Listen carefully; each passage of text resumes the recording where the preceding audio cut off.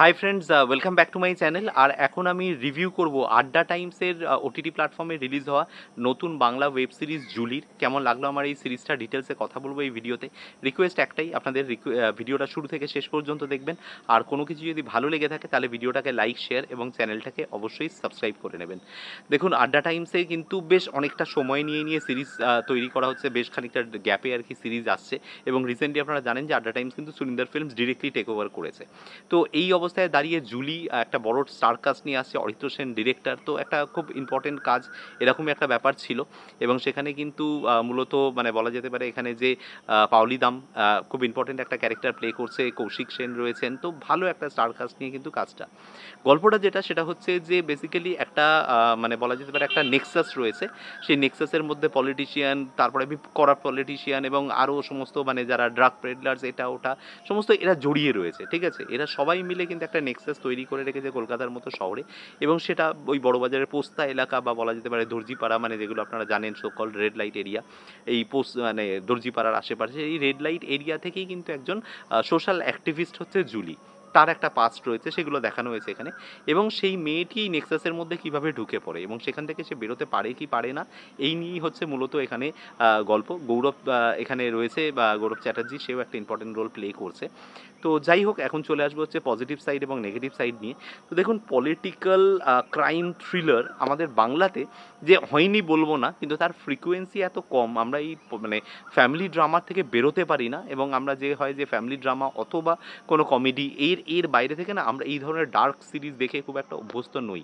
সেইখান থেকে দাঁড়িয়ে জুলি কিন্তু একটু ডিফারেন্ট টেস্ট আপনাকে অফার করে, যে আপনাকে একটা বলা যেতে পারে একটা মানে ডার্ক একটা কনস্পিরেসি, একটা থ্রিলার, এই ধরনের একটা ব্যাপার দেয়। সেখানে কিন্তু মার্ডার রয়েছে, সেখানে কিন্তু মানে আপনি কি বলবো ড্রাগ পেডলিংয়ের একটা গল্প রয়েছে, সেখানে কিন্তু একটা বড় একটা বলা যেতে আর্থিক তছরূপের একটা ব্যাপার রয়েছে, সেই স্ক্যামটা রয়েছে। তো এই সমস্ত ডার্ক সাবজেক্টগুলোকে এই পার্টিকুলার ফিল্মটা কিন্তু মানে ওয়েব সিরিজটা কিন্তু অফার করে। এবার চলে আসি এর পজিটিভ সাইড এবং নেগেটিভ সাইড, যেটা মানে অলরেডি যেটা কন্টিনিউয়েশন হয়েই গেছে। বলছিলাম যেটা, যে এই ডার্ক সাবজেক্ট নিয়ে কাজ কিন্তু খুব কম হয়। তো সেই জায়গা থেকে একটা কিন্তু ডিফারেন্ট কাইন্ড অফ ওয়াচ এই মানে সিরিজটা, সেদিক থেকে আপনাদের ভালো লাগবে। দ্বিতীয় যেটা বলবো সেটা হচ্ছে যে পাওলি দাম ক্যারেক্টারটাতে বেশ ভালো। তবে পাওলি দামকে মানাচ্ছে কি মানাচ্ছে না সেই প্রসঙ্গে কথা বলবো, আমি আসবো সেই জায়গাটাতে। তো পাওলি দাম কিন্তু ওভারঅল মানে ক্যারেক্টারটার মধ্যে কিন্তু অনেকটাই নিজেকে মানে মানে ফিট ইন করতে পেরেছেন। জুলির ক্যারেক্টারের মধ্যে অনেকগুলো শেডস রয়েছে, ক্যারেক্টারগুলোর মধ্যে অনেকগুলো বিষয় রয়েছে, সেগুলোকে কিন্তু খুব সুন্দরভাবে কিন্তু প্লে করছেন। পাশাপাশি যেটা বলতে হবে সেটা হচ্ছে যে কৌশিক সেন একজন করাপ্ট পলিটিশিয়ানের মানে ক্যারেক্টারে, এবং তার মধ্যে কিন্তু একটা ভালোবাসাও রয়েছে, তার মধ্যে একটা পিতৃস্নেহ রয়েছে, অনেক কিছু ব্যাপার রয়েছে। তিনিও কিন্তু যথেষ্ট ভালো অভিনয় করেছেন এই সিরিজে। আরও একটা বিষয় যেটা বলতে হবে এই সিরিজের সম্পর্কে সেটা হচ্ছে এই সিরিজের গান। এই সিরিজের গানগুলো কিন্তু প্রত্যেকটা খুব ভালো এবং মিউজিক্যালি নবরণ মানে দা আর কি মিউজিক করেছে এতে। এবং সেগুলো কিন্তু মানে লিরিক্স বলো বা মিউজিক বলো, ওভারঅল কিন্তু মিউজিকের কোয়ালিটি খুব ভালো। তো সেই জায়গাটা কিন্তু অ্যাট্রাক্ট করবে আপনাদেরকে এই সিরিজে। অনেকগুলো গান রয়েছে এবং ওয়েব সিরিজে গানের ব্যবহার ইদানিং খুবই কমে গেছে। তো সেখানে দাঁড়িয়ে কিন্তু বেশ একটা বলা যেতে পারে সাই অফ রিলিফ যখন গানগুলো আসছিল। এবার এই সিরিজের আমি কয়েকটা পার্ট বলবো, যে পার্টগুলো আমার মনে হয়েছে যে আমার অতটা ওয়ার্ক করছে না। সেটা হচ্ছে যে পাওলি দাম এই চরিত্রটাতে মানে অনেকগুলো এজ ব্র্যাকেট দেখানো হয়েছে। প্রত্যেকটা এজ ব্র্যাকেটে কিন্তু ফিট করছেন না। মানে পাওলি দাম প্রেজেন্ট যেটা দেখানো হচ্ছে, যেখানে তিনি একজন দুধে পলিটিশিয়ান, সেখানে তিনি খুব ভালো করে ফিট ইন করে গেলেও তার আগের স্টেজটা যখন সে অনেকগুলো বিট্রেয়ালের মধ্যে দিয়ে আসছেন, সেই এজ গ্রুপটাতে কিন্তু পাওলি দামকে বেশ এজেড মনে হচ্ছে দেখতে। এবং এই জায়গাটা আমার মনে হয় যে অন্য কোনো আর্টিস্ট, এবং মুশকিল হচ্ছে যে এই মানে একই ধরনের রিজেম্বলেন্স রয়েছে এরকম আর্টিস্ট খুঁজে পাওয়া মুশকিল। তো সেই ধরনের আর্টিস্টকে কিন্তু এখানে কিন্তু কাস্ট করতে হতো বলে আমার ধারণা। একটি মেয়েকে দেখানো হয়েছে যেটা তার একদম আর্লি এজ, টিন এজটাকে দেখানো হয়েছে। তারপরে ডিরেক্টলি পাওলি দাম, এবং সেই পাওলি দামই একজন মানে যখন একজন দুধে পলিটিশিয়ান, মাঝখানে এই 20 বছরের একটা প্রায় মোটামুটি একটা স্প্যান, এই স্প্যানটা কিন্তু অনেকটা বড় লাগছে ওনার জন্য।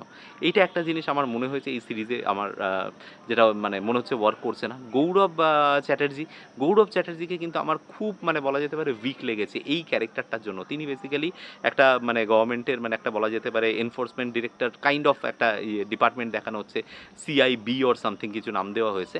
সেই ডিপার্টমেন্টের একজন মানে উচ্চপদস্থ অফিসার, কিন্তু তার মানে সে একজন ইনভেস্টিগেটিং অফিসার হিসেবে যে জাঁদরেল ব্যাপারটা থাকা দরকার সেই ব্যাপারটা কোথাও কিন্তু খুব সফট এবং খুব রোম্যান্টিক একটা লুকসে তিনি আসছেন, এবং তার বডি জেস্চার এইগুলো ঠিক সাথে ওয়ার্ক করছে না। এই জায়গাটা আমার মনে হয়েছে যে হয়তো অন্য কেউ ওয়ার্ক করতে পারতো। যাই হোক, তো এখানে এই একটা জায়গা কিন্তু খুব উইক, কিন্তু he plays a very important character, he plays a very important role, সেই জায়গাটা কিন্তু একটা ল্যাক হচ্ছে। এই একটা জিনিস আমার কিন্তু মনে হয়েছে। আর একটা জিনিস সেটা হচ্ছে যে এই সিরিজটা না এই সমস্ত ডার্ক রিয়েলিটিগুলোর ওপর থেকে টাচ করতে যায়, এগুলোর কিন্তু ডেপথে ঢোকে না। এই যে করাপশনটার কথা বলা হয়েছে, যে এই যে এটা কিন্তু একটা বিরাট বড় যে মানে বলা যেতে পারে যে একটা ব্যাংকে থেকে একটা বিরাট বড় তছরূপ করা হয়েছে, একটা আর্থিক একটা বলা যেতে পারে লেনদেনের একটা তছরূপ করা হয়েছে, সেই তছরূপের বিষয়টাকে কিন্তু বলা হচ্ছে, কিন্তু তছরূপের ভিতরটা দেখানো হচ্ছে না, কিভাবে পুরো ঘটনাটা ঘটিয়েছিল না ঘটিয়েছিল সেটা একটা শুধু সিনের মধ্যে কিন্তু দেখিয়ে দেওয়া হয়েছে। এই জিনিসগুলো কিন্তু আমার বর করছে না কোথাও। আর একটা জিনিস বলবো সেটা হচ্ছে যে একজন নামকরা এসকট, মানে জুলি ক্যারেক্টারটা যেটা, সে আজকে সমাজসেবী বা অ্যাক্টিভিস্ট, কিন্তু তার বাড়ি টাড়ি আপনার দেখে না, মানে শুরু থেকে টপ টু বটম সে কখনো মানে ব্রথেল থেকে উঠে এসে যে রাজরানী হয়েছেন তা নয়, শুরু থেকেই তাকে মনে হচ্ছে যেন তিনি একজন রাজরানীর মানে লাইফ আর কি লিড করছেন। তার বাড়ি টাড়ি সেট টেটগুলো আপনার দেখলে মনে হবে যে একটা মানে বিরাট বড় একটা ব্যাপার, বনেদি বাড়ির একটা পরিবেশে কিন্তু তিনি মানে পুরো গল্পটা আর কি এগোচ্ছে। এই জায়গাটা আমার কোথাও একটু আর্ট ডিরেকশনটা চোখে বেঁধেছে, যে ওর আর্লি লাইফের যে স্ট্রাগল যে ফেজগুলো, সেই ফেজেও এত বড় বাড়ি, এত কিছু মানে এত দামি জিনিসপত্র আসবাবপত্র তিনি ব্যবহার করতেন। তো এটা কোথাও একটু আমার মনে হয় অরিত্রদা এই জায়গাটা আর কি দেখা উচিত ছিল। তো যাই হোক, নেভারদিলেস আমি যদি ওয়ান ওয়ার্ড রিভিউ একটা কথা বলি তো বলবো যে it's a different kind of a watch. যে ধরনের সিরিজ আমরা একটানা দেখে আসি, ইভেন আড্ডা টাইমসও যে ধরনের মানে লাভ ট্রায়াঙ্গেল বা এই ধরনের যে গল্পগুলো পরপর আনছিল, একটু তাদের জন্য কিন্তু টেস্ট চেঞ্জ হলো। আপনারা দেখতেই পারেন আড্ডা টাইমসের প্ল্যাটফর্মে গিয়ে। তো এই ছিল আমার review about the series call Julie. আপনাদের কেমন লাগলো কমেন্টে এসে জানাবেন। এই ভিডিও থেকে কোনো কিছু যদি ভালো লেগে থাকে ভিডিওটাকে লাইক শেয়ার চ্যানেলটাকে সাবস্ক্রাইব করে নেবেন। দেখা হচ্ছে আপনাদের সাথে পরের কোনো ভিডিওতে। Till then, bye by.